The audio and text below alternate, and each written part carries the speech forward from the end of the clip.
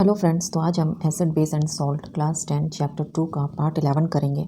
मैं आपको बता दूं कि ये जो सारे क्वेश्चंस हैं मेरे लॉन्ग एंड शॉर्ट वीडियोस के, तो ये सारे क्वेश्चंस अगर आप अच्छे से कर लेते हैं तो आपको चैप्टर को डीप में पढ़ने की बिल्कुल ज़रूरत नहीं पड़ेगी। आप कितना भी चैप्टर डीप में पढ़ लो, लेकिन अगर आपने MCQs प्रैक्टिस नहीं किया है तो आप उस चैप्टर के क्वेश्चंस को अटैम्प्ट नहीं कर पाओगे 100%। लेकिन अगर मेरे दिए हुए ये सारे क्वेश्चंस अगर आप रेगुलर प्रैक्टिस कर लेते हो तो आप उस चैप्टर से पूछे गए कोई भी क्वेश्चन का सिंपली आंसर कर दोगे। ठीक है, तो एक और इन्फॉर्मेशन देना चाहती हूँ कि मैंने अपना ऑनलाइन ट्यूशन से स्टार्ट कराया है फॉर क्लास 11 एंड 12। ठीक है, तो जो भी स्कूल स्टूडेंट्स या फिर जो गवर्नमेंट जॉब्स का प्रिपरेशन कर रहे हैं जैसे टीचिंग एग्जाम्स, PGT, तो इन सब के लिए बहुत ही ज़्यादा बेनिफिशियल होगा। तो मैं अपने क्लासेस में आपको notes and PDFs and MCQs भी करवाऊँगी। ठीक है, तो जो भी लोग इंटरेस्टेड हों वो मेरे डिस्क्रिप्शन बॉक्स में व्हाट्सएप का लिंक दिया हुआ है, व्हाट्सएप ग्रुप का लिंक दिया हुआ है, आप उसको ज्वाइन कर सकते हो। जो सीरियस कैंडिडेट्स हैं वही ज्वाइन करें। तो मैं आपको ये भी बता दूं कि अगर आप ये सोच रहे हो कि कोई भी government exam, specially teaching exams में आप ऊपर का पढ़ के TGT एंड PGT कवर कर लोगे, तो ये बिल्कुल भी पॉसिबल नहीं है। अगर आपने डीप में नॉलेज नहीं लिया क्लास 11 एंड 12 का, तो आपका TGT जो साइंस है वो क्लियर नहीं हो सकता। रिटर्न अगर आपने क्लियर भी कर लिया आप इंटरव्यू नहीं निकाल पाओगे। तो इस वजह से मैं आपका बस चैप्टर्स को पढ़ने का तरीका इजी कर दूंगी। ठीक है, MCQs के थ्रू मैं आपके कॉन्सेप्ट्स को क्लियर करूंगी, थोड़ा बहुत मैं PDF नोट्स भी दूंगी। इससे क्या होगा कि आपका कॉन्सेप्ट जो है बिल्कुल क्लियर हो जाएगा, आप किसी भी तरह के क्वेश्चंस को कवर कर सकते हो। ठीक है, तो ओनली फॉर क्लास 11 एंड 12 जो कि TGT एंड PGT में यहाँ से पेपर पूछे जाते हैं। तो आप सिलेक्टेड क्वेश्चन पढ़कर एक गवर्नमेंट एग्जाम तो बिल्कुल भी नहीं ले सकते, बिल्कुल भी नहीं ले सकते। आपको 100% नॉलेज होना चाहिए। मैं आपको बता दूं कि मैंने अपना BEd and CTET both paper TGT and PRT clear किया हुआ है एंड मैं केमिस्ट्री में ऑनर्स की हुई हूँ। ठीक है, तो मैं आपको बहुत अच्छे से केमिस्ट्री का प्रिपरेशन करवा सकती हूँ। तो इंटरेस्टेड कैंडिडेट्स प्लीज़ मेरे व्हाट्सएप ग्रुप लिंक को ज्वाइन करके और मुझसे चैटिंग कर सकते हैं ट्यूशन्स के रिगार्डिंग। तो चलिए अब देखते हैं question number 1, the acidity level of tomato juice. यहाँ पे टोमेटो जूस का एसिडिटी लेवल, अगर एसिडिटी लेवल की बात हो रही है इट मीन्स कि आपको पीएच के बारे में पूछा जा रहा है। तो हमारे पास 4 ऑप्शन है 1, 4, 7 एंड 14। तो आपको इसमें बताना है कौन सा जो टोमेटो जूस का एसिडिटी लेवल है वो होगा या pH क्या होगा। तो सबसे पहले तो देखिए आप इसको कट करना सीखिए। सबसे पहले तो 7 नहीं होगा क्योंकि वो तो न्यूट्रल हो जाएगा, 14 नहीं होगा क्योंकि 7 से ज़्यादा तो बेसिक हो जाता है। ठीक है, तो या तो 1 होगा या तो 4 होगा, लेकिन 1 जो है वो हाईली एसिडिक के लिए है। ठीक है, लेकिन tomato juice highly acidic substance नहीं है, हाईली एसिडिक चीज़ नहीं है। उसमें वो एसिडिक इसलिए है क्योंकि उसमें citric acid, ascorbic acid and malic acid जैसे माइल्ड एसिड पाए जाते हैं, और इस वजह से वो 1 ना होकर उसका जो एसिडिक लेवल होगा वो होगा 4, दैट इज़ pH लेवल 4 होगा। तो हमारा करेक्ट ऑप्शन होगा ऑप्शन नंबर बी। अब देखिए क्वेश्चन नंबर 2 देखते हैं। The name washing soda is derived from its chemical composition which includes 10 water molecules। ठीक है, वॉशिंग सोडा का जो नाम है वो उसके केमिकल कंपोजिशन के आधार पे रखा गया, दैट इज़ उसके साथ 10 वाटर मॉलिक्यूल्स हैं। तो ये बताइए कि जब वॉशिंग सोडा के साथ 10 वाटर मॉलिक्यूल्स लगा हुआ है तो उसका केमिकल कंपोजिशन उसके स्ट्रक्चर के आधार पर उसका क्या नाम दिया गया है। तो हमारा करेक्ट ऑप्शन होगा option number D, sodium carbonate decahydrate. ठीक है, डेका किस लिए, क्योंकि 10 वाटर मॉलिक्यूल्स और 10 को हम लोग डेका कहते हैं। अब क्लैरिफिकेशन में देखिए, सोडियम कार्बोनेट जिसको हम कॉमनली वॉशिंग सोडा भी कहते हैं, उसको सोडियम कार्बोनेट डेकाहाइड्रेट भी क्यों कहते हैं, तो ये 10 वाटर मॉलिक्यूल्स उसके स्ट्रक्चर में प्रेजेंट है इसलिए कहते हैं। अब देखिए question number 3, if you add a small amount of acetic acid to a test tube containing sodium bicarbonate powder what do you notice. अगर आप सोडियम बाइकार्बोनेट पाउडर लिए एक टेस्ट ट्यूब में और उसमें थोड़ा सा एसिटिक एसिड डाल दें तो आप क्या नोटिस करोगे। तो ये 4 ऑप्शन आपका दिया हुआ है, तो आपका करेक्ट ऑप्शन जो है वो होगा कि एक गैस जो है जो कि कलरलेस भी है और ऑर्डरलेस भी है वो रिलीज होगा और रैपिडली बबलिंग होगा, that is with brisk effervescence. ठीक है, तो इसका क्लैरिफिकेशन मैं आपको बताती हूँ। तो इसका क्लैरिफिकेशन में देखिए, एक तो एफरवेसेंस का मतलब मैं पहले भी वीडियो में आपको समझा चुकी। क्लैरिफिकेशन में देखिए कि ये जो गैस है वो क्या है, कार्बन डाइऑक्साइड है, जो कि कलरलेस भी होता है और ऑर्डरलेस भी होता है, और रैपिड बबलिंग ऑब्जर्व हम करेंगे।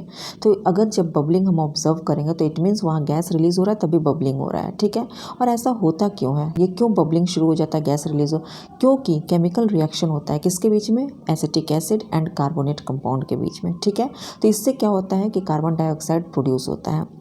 इसके अलावा कार्बन डाइऑक्साइड जो है वो लाइम वाटर को मिल्की में चेंज कर देता है। ठीक है, तो इससे भी हम समझ सकते हैं कि वहाँ पे गैस का इवोल्यूशन हो रहा है। अब ये लाइम वाटर को मिल्की में कैसे चेंज कर देता है, क्यों चेंज कर देता है, क्योंकि जब कार्बन डाइऑक्साइड रिलीज होता है तो वो लाइम वाटर के साथ रिएक्ट करता है और कैल्शियम कार्बोनेट फॉर्म करता है जो कि इनसॉल्युबल होता है और मिल्की प्रेसिपिटेट दिखाता है। ठीक है। अब देखिए question number 4, when you add small amount of dilute HCl to some red copper oxide, अगर कुछ रेड कॉपर ऑक्साइड है उसमें आप थोड़ा सा डाइल्यूट HCl डाल देंगे तो उस सॉल्यूशन में क्या होगा, सॉल्यूशन के कलर में क्या फ़र्क पड़ेगा। तुम्हारा करेक्ट आंसर है ब्लू, सॉल्यूशन का जो कलर है वो ब्लू हो जाएगा। ठीक है। तो क्लैरिफिकेशन में देखिए कि सॉल्यूशन का कलर जो है वो रेड से ब्लू हो जाएगा। क्यों? क्योंकि कॉपर क्लोराइड का फॉर्मेशन हो जाता है। कैसे फॉर्मेशन हो जाता है? जब डाइल्यूट HCl यहाँ पे रेड कॉपर ऑक्साइड के साथ रिएक्ट करता है तो कॉपर क्लोराइड का फॉर्मेशन होता है। ये देखिए रिएक्शन भी मैंने शो करा है क्लैरिफिकेशन में।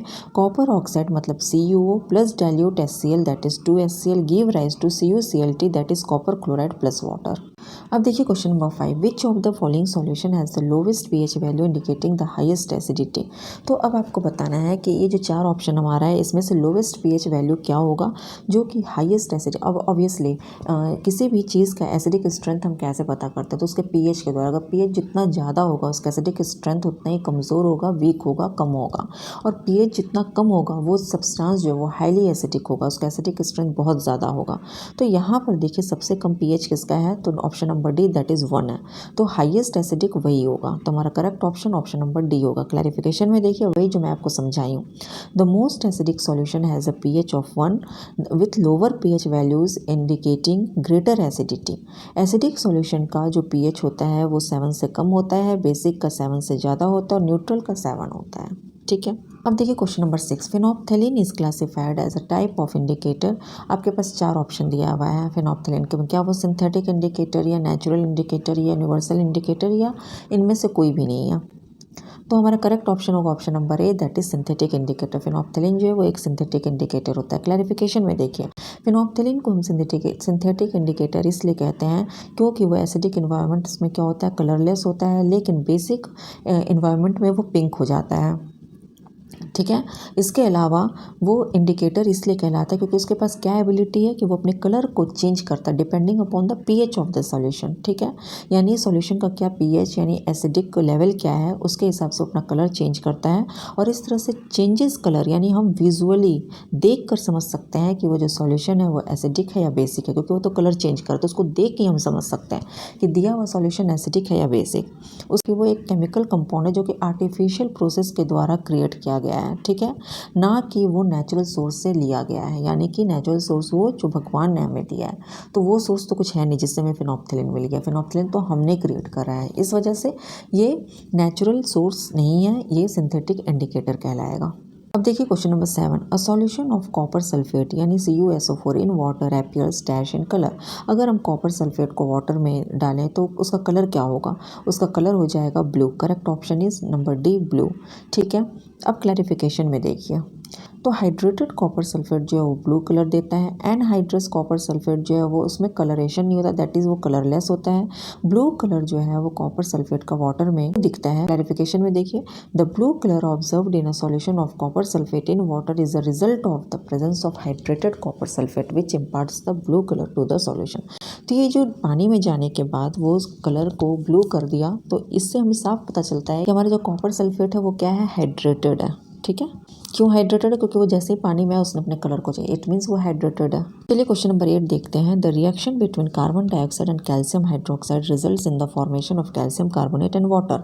तो क्वेश्चन में आप देख लीजिए क्या दिया हुआ है, कैल्शियम हाइड्रोक्साइड जब कार्बन डाइऑक्साइड से रिएक्ट करता है तो वो क्या देता है, कैल्शियम कार्बोनेट प्लस वाटर देता है। तो ये जो रिएक्शन है इसको हम किस टाइप का रिएक्शन कहेंगे। ठीक है।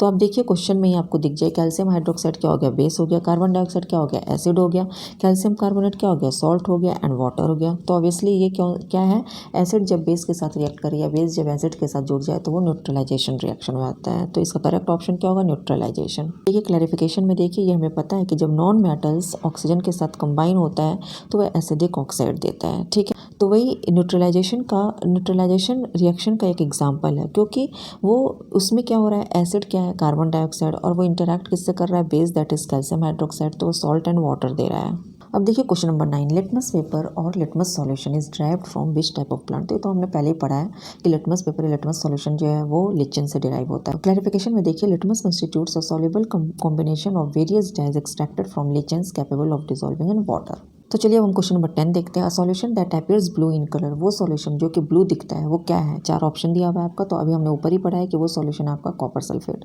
क्लैरिफिकेशन में देखिए, आयरन सल्फेट क्या FeSO4 वो ग्रीनिश ब्लू देता है। एल्युमिनियम सल्फेट Al2SO4 वो कलरलेस होता है। कॉपर सल्फेट तो मैंने बताया कि वो ब्लू कलर का होता है जब हाइड्रेटेड होता है, और जब एनहाइड्रस होता है तो वो वाइट कलर, यानी कि जब वो पानी में डिजोल्व नहीं रहता है, पानी के बिना वो एनहाइड्रस और पानी में जाके वो हाइड्रेटेड है, तो पानी के बिना वो क्या दिखा, वाइट कलर, और पानी में जाकर वो ब्लू कलर दिखेगा।